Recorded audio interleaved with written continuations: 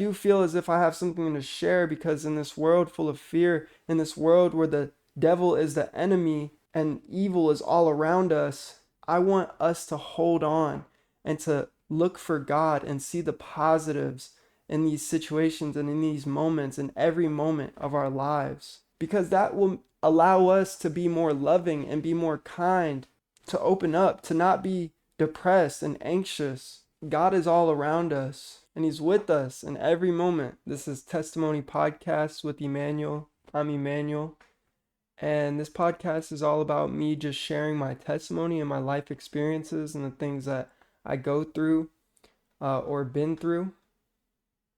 And I'm not gonna lie, there's been a lot of good things and a little bad things. And I'll explain that. If you follow my channel and stuff like that, you know that I have a daughter on the way. And recently I had a baby shower and it was beautiful. Everything was amazing and it was so much fun and just so much goodness and so much joy and so much love. And it was a blessing. And I saw a lot of people. And the thing about me when it comes to people is I tend to kind of speak too much, or I tend to kind of share my opinions, and people tend not to like that. People rather be around nonchalant, kind of apathetic, numb, not really caring kind of people, or like, just chilling people. But, I've seen a lot of things in my life where it's important for me to share, because I never know when it's going to be the last time I have the opportunity to be with someone or spend time with them, or to be able to hear them out, or, you know, give them something that I have, something that might benefit them. And so God teaches me, and this is a Christian podcast, that's why it's called Testimony, but God teaches me that everyone should be allowed at my table. Everyone should be allowed to come to this podcast, and they shouldn't be overwhelmed by my faith or where I'm at in my walk with, God and with Christ and Jesus. We should all be able to meet somewhere in the middle, and just be able to be in each other's presence and benefit each other and help each other. And so sometimes for me, that comes a lot more with actions than it does words. Maybe we should lead by example, and not with our words. Do as I do kind of thing. But it's been very hard for me because I've been feeling very isolated and very separated. And I make a lot of mistakes. It's not easy to be a Christian. It's not easy to do certain things. I mean, it says in the Bible to confess your sins. It's not easy to share those things that bring shame to you. You know, there's a lot of challenges that come with letting go of things or growing from things. And so it can kind of make you feel a little isolated.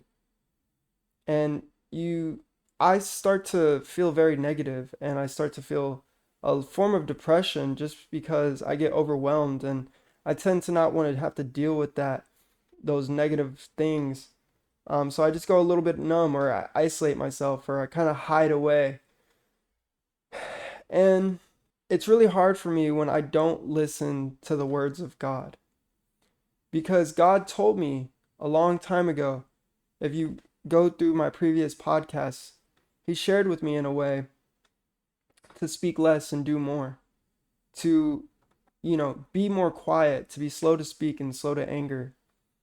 So if I would have followed His principles, or if I would have followed what He was trying to share with me to benefit me, then I wouldn't have to go through these hardships in life, which some people call it the hard path or the hard way.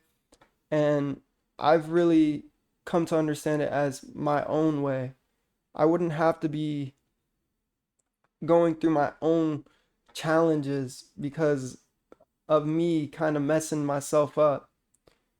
you know. But sometimes I lack self-control and I lack discipline and I give into my desires or my cravings that tend to get me in trouble and stuff like that, like speaking too much or desiring attention from this world. I know that's been a big one for me lately is like I want the world to be friends with me again. I want them to be able to understand me again. I want to be able to see eye to eye with my fellow peers again. Being a young man, having these conversations with people kind of makes me stand out a little bit, where I could be having like more immature conversations and I would have a lot more friends. And I remember being popular back in the day and just being stupid and really just being the butt end of everybody's jokes. And they loved me for it. They always invited me. They always wanted to keep me around. They always spent time with me. They were very like attentive with me. We had really strong relationships when I was just being dumb and whatever they wanted me to be. But ever since I've grown and become my own man, it seems like people don't like me as much anymore, especially since I've grown my relationship with God. Mm, I've lost a lot of friends and I'm not able to relate with people like I used to. And some people see that as a negative, and I would understand that. I also kind of felt negative about it that I didn't have that many friends. And so I kind of put God aside for a little bit and just really focused on my friendship relationships. And in that, when I came home, I still felt very lonely and I felt empty, even though all these people started becoming my friends again by me not talking about God or me not expressing my gratitude to God or me not really oversharing my ideas about growing or benefiting um, ourselves. They still left me empty. These people in this world, and I realized, like, man, this thing that I wanted so bad, that I felt was so important to me, was to gain the respect and the communionship and friendship of these people, the world, in the world. The thing that I wanted so bad once again left me feeling empty, like I did when I was a teenager, doing the same thing, seeking attention. And I remembered why I went to God in the first place, you know, because I was feeling so empty, because I was feeling so broken when I used to be popular per se. I had all the friends in the world that I could have ever wanted. I felt so loved and I felt so adored, by my community and my friends, but I was still empty. And so I think that we tend to focus on the negatives when we're on our walk with Christ or when we're growing or just in general, that we forget to see the positives in the situation. If we just take a moment and just a pause, a breath to really see the positives in the situation, then I would have realized, yes, I lost 10, 20 friends, but I gained a couple good ones. One or two, three, four really strong bonds. And I also gained a relationship with God. Because when I was separated from my friends in the world and I got surrounded by my friends in Christ or in Jesus or just my real friends, like people that genuinely understand me, they were more like brothers to me than these people could have ever been, you know? And we actually help each other, we actually benefit each other. So it's like, yes, I was focused on the negatives. I was focused on the fact that I did lose my popularity. I did lose all my friends per se. But I gained some really good ones and I also gained a relationship with God. So who am I going to choose? because I can't be in the middle. Even when I'm in the middle, I still feel empty and broken. It's only when I go to one side that I actually start to reap the benefits of those either sides. When I come to my side with God, I have a comforter. I have someone that guides me. I have someone that's there with me, that doesn't leave me alone, that helps me when I feel down, that lifts me up and encourages me and uplifts me and is there for me, supports me. Or I can be friends with tons of people, be popular. I could even be famous per se. And I would still feel empty, but I would have all those people, you know? Um, so we have to decide. I had to decide where I wanted to go. And what I realized is that at the end of the day, I actually choose God because God is the one that's going to actually fill my soul. He's going to be the one that actually comforts me. And I want to talk about the enemy. So today's topic is the enemy.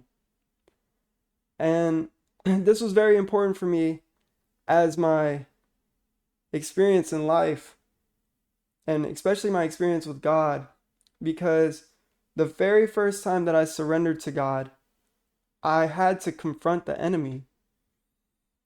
And the enemy in my life was the devil, Satan, Lucifer, demons, that negative force, those negative things, even negative people.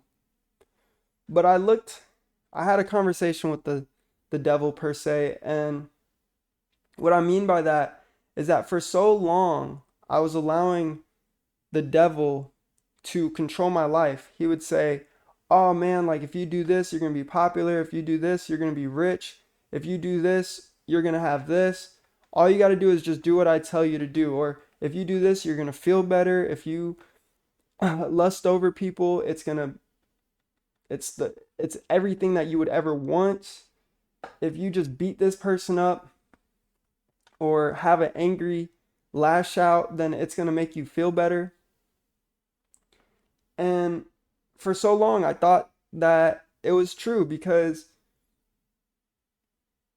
I related with the devil in a way. I understood what it felt like to be casted out or to be the black sheep of the family or the black sheep in life in general. But the thing is that the devil was killing me, destroying me, and stealing from me for so many years, and I was being his friend in return, thinking that he was trying to benefit me.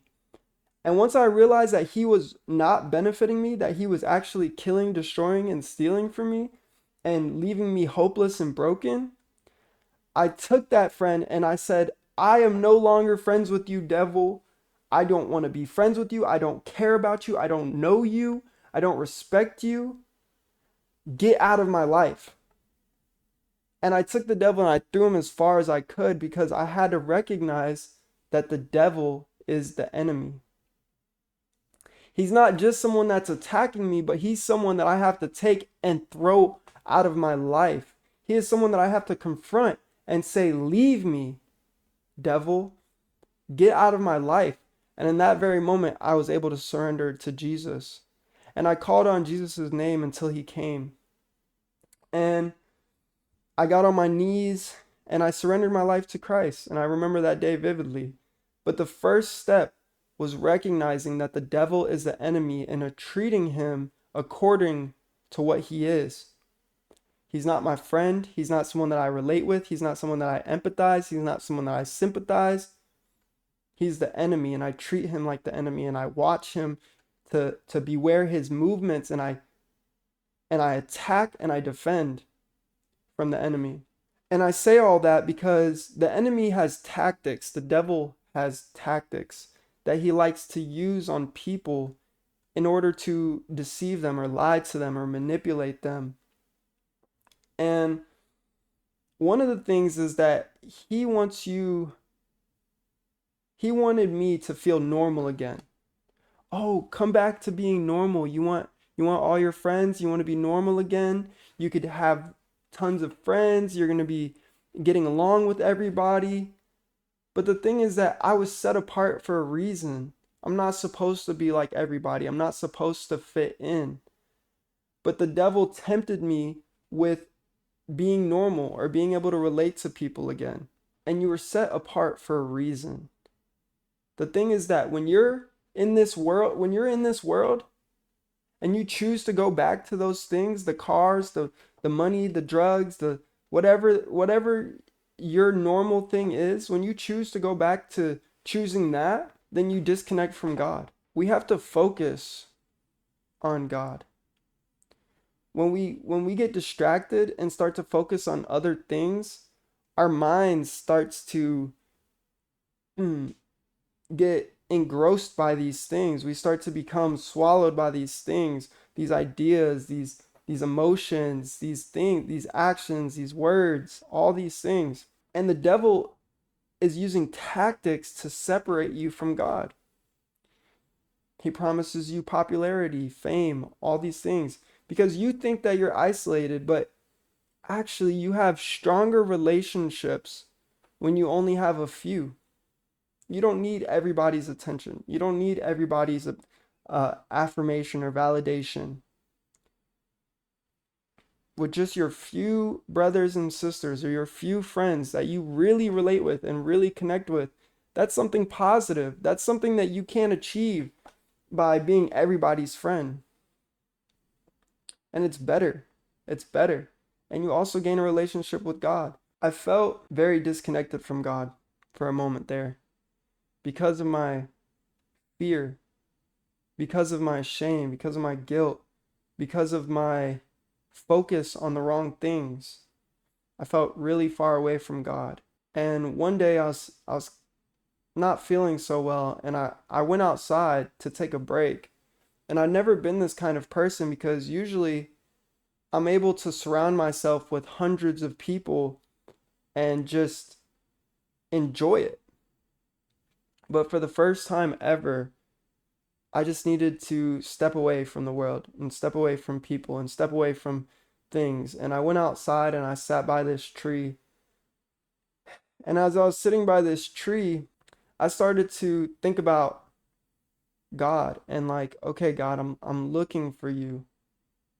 I'm looking for you because all around me, all I see is evil. All I see is people that want to disagree. All I see is people that want to confuse. All I see is people that are stuck in certain lifestyles. All I see is all this evilness all around me. And it consumed my mind. All I could think about, oh, is this person, what does this person do? What is this person? What is going on here? Oh, this is evil. This is evil. This is evil. This is evil. This is evil. This is evil. And it consumed me because that's what I was so focused on. And that day I was praying and I said, God, and he pretty much told me to look on him. And that was one of my first lessons in building a relationship with God as well, is we have to set our focus, we have to set our attention on God in order to see him in the first place. And when I started to focus on God and I said, God, I'm looking for you in this moment. I'm looking all around, which I see all this evil, but where are you? Where are you? And as I was doing that, I was looking at this tree and beyond the tree, there was these bushes, and in this bush there was a butterfly. And I think butterflies are very beautiful because, my girlfriend, she really likes butterflies and stuff, and they remind me of her. And so I'm looking at this butterfly, and as I'm looking at this butterfly, I see another butterfly, and they're on this little butterfly date. And I'm like, wow, it's just so beautiful. It brought me joy to my heart. It brought me glad. It made me happy, to see that, and it was a beautiful moment for me.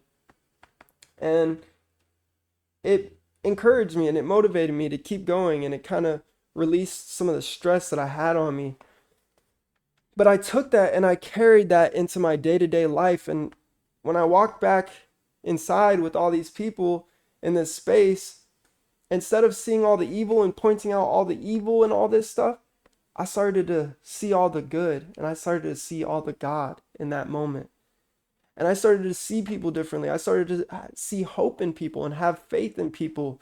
I started to have hope in situations, hope in moments, and to see the positives. Take a moment before I overreact on something negative to try to see the positive or try to understand it from a different perspective. And it was such a blessing for me to look on the positives. And this is where the devil is the enemy again, because he tries to bring fear into our lives.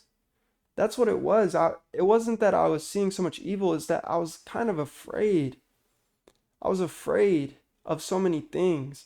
I was afraid of all this evil that I was seeing. I was afraid of the evil that I felt inside of me because of this evil in my, like, I'm seeing evil, so I'm thinking evil, you know?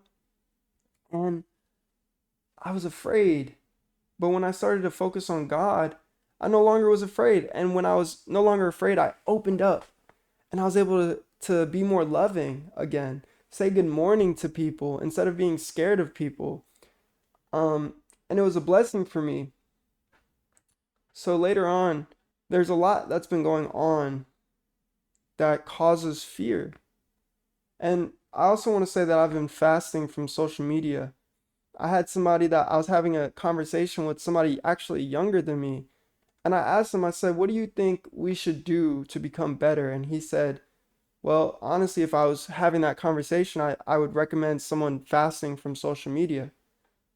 So, although people don't tend to take my advice, I listen. And so I've been fasting from social media, and it's been about, 10 plus 18 days or so that I've really been kind of staying off the internet as much. And it's been a blessing, honestly, because I feel as if this world hates me in a way.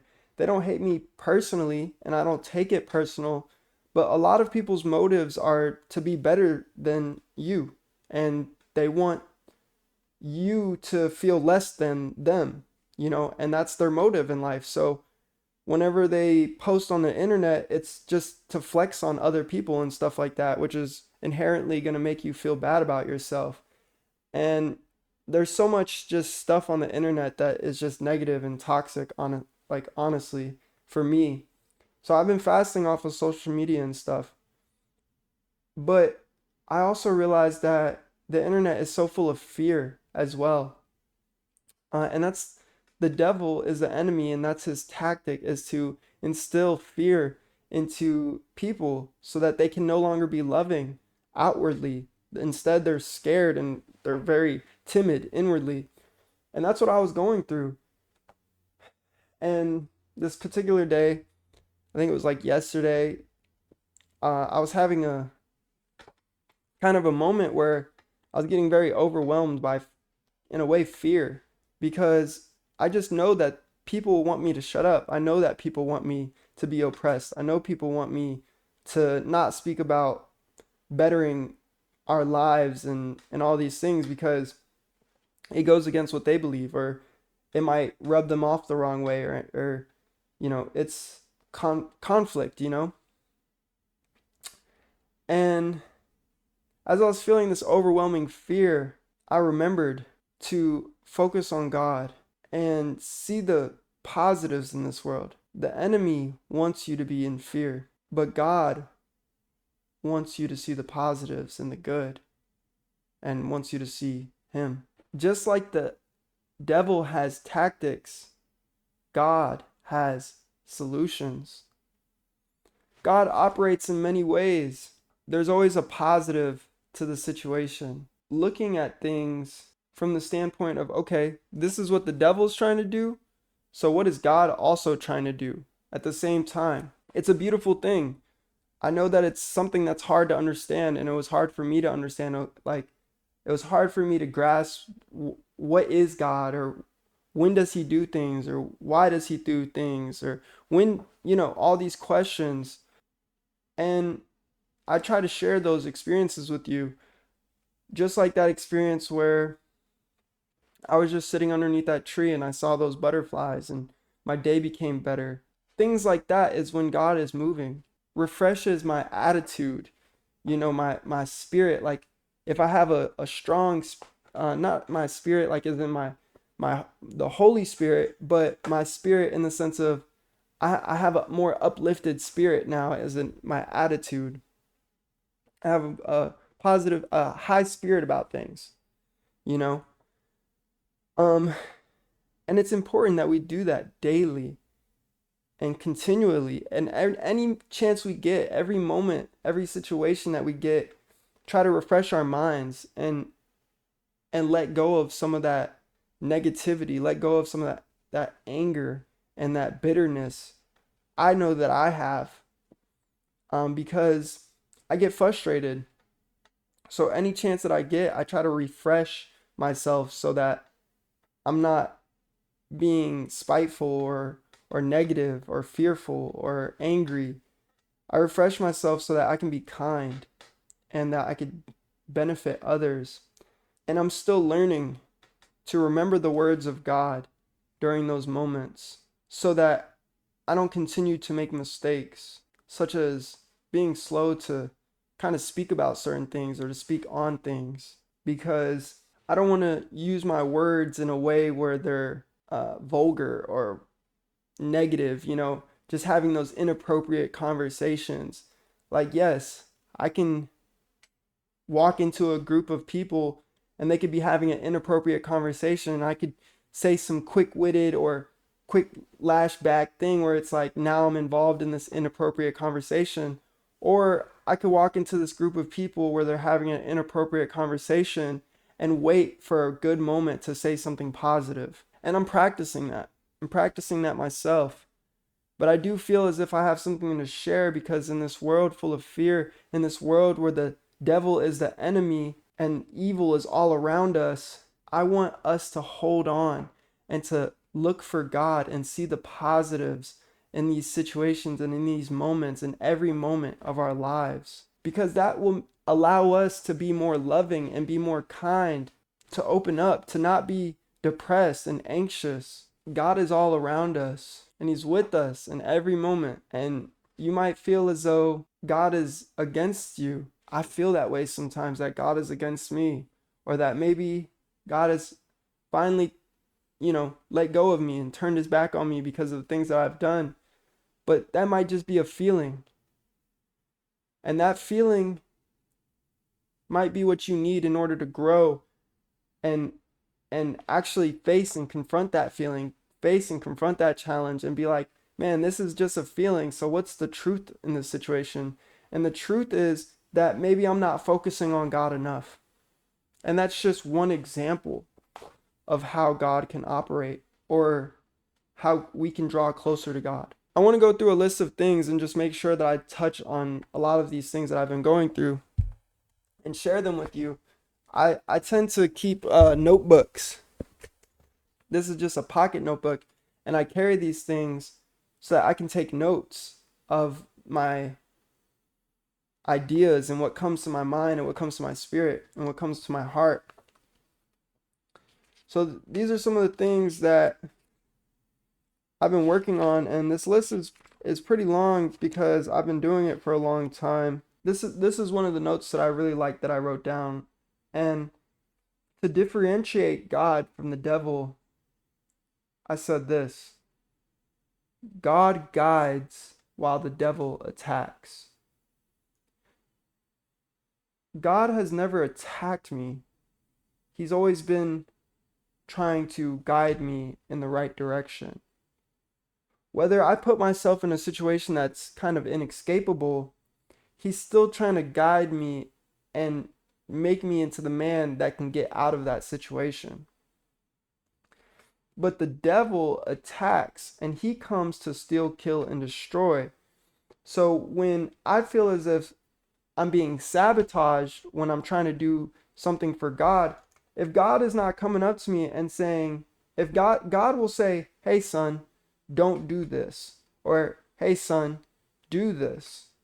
But the devil, he's going to be like, oh, you can't do this because of this, or because you're sick, or because you haven't been behaving, or he's going to try to make you misbehave so that you can no longer operate in your full capacity, in confidence and in faith. He's going to try to make you do something that's going to make you feel shameful. That's not God. That's the devil trying to get in between what God has planned. So that kind of helps explain to you what this whole topic is about. God guides while the devil attacks. And the most important thing about this whole thing is that the devil is the enemy. And when you realize that, you will be able to surrender your life to God fully. Because you'll take the devil and you'll throw him as far as you can, and you'll no longer be his friend. You'll no longer do the things that he says, and you'll give your life to Jesus and to God, and you won't be lied to anymore. You won't listen to those lies. And there's lies that are so deep rooted inside of me that I literally have to go back to my childhood and be like, that wasn't right. So why am I continuing to operate in the same way? If this is not what relationships are supposed to look like, why am I still behaving this way in my relationships? So there's things that I had to reflect on all the way in my childhood and realize, man, I was raised up in a lie. That was a lie. That was a lie from the devil himself. And he was trying to get me to think that's how a real relationship looks like. And that's not the case. So there are things that we have to be weary of. Like, is this a lie? Is this something that is just from trauma? I feel like I wanted to share this with y'all just so that, you could see God more and be positive through these times and be loving and kind and gentle with each other and benefit each other through these hard times. Although there's a lot of negatives and there's a lot of evil in this world, we choose to see God. And yes, we're not cool with evil. We're not cool with all this stuff that's going on, but we don't allow it to make us evil. And we don't allow it to make us sin. We don't pay anger with anger. We be kind, and we serve a God who teaches us to be kind. So thank y'all so much for tuning into this podcast. It really means a lot. I really wanted to share this with y'all and get this off my heart and off my spirit. And this is something that I'm practicing and I'm living with. And I hope that it benefits y'all. So thank y'all so much. I hope that y'all have a wonderful, blessed day. And I'll see y'all next time. Peace.